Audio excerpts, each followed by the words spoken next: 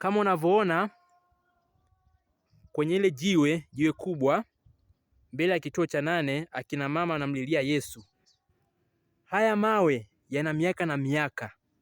Haya mawe najiulizaga sana, mpaka kuna maswali nilouliza pia mapadri ambao wako hapa.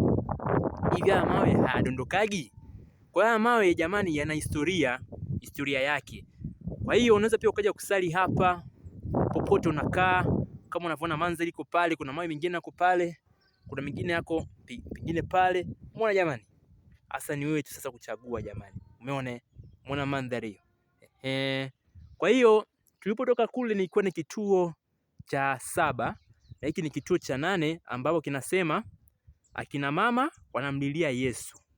Kwa hiyo pia pana umbali wake wakati unapofanya njia ya msalaba, na ni vizuri pakiwa na umbali, maana unasema hivi, kuchoka si kuishiwa pumzi.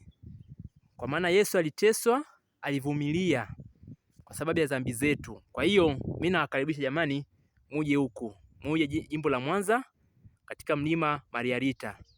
Kwa maelezo zaidi unaweza ukani DM hapo kupitia akaunti zangu Instagram, Facebook, TikTok. Unaweza ukani DM pale, je, unapatikana wapi? Huu mlima uko wapi? Nitakuelekeza kwa bei nafuu. Nitakupatia pia bei nafuu na gharama zake za hostel, kila kitu. Jamani, huku pazuri jamani. Huku mimi na enjoy tu.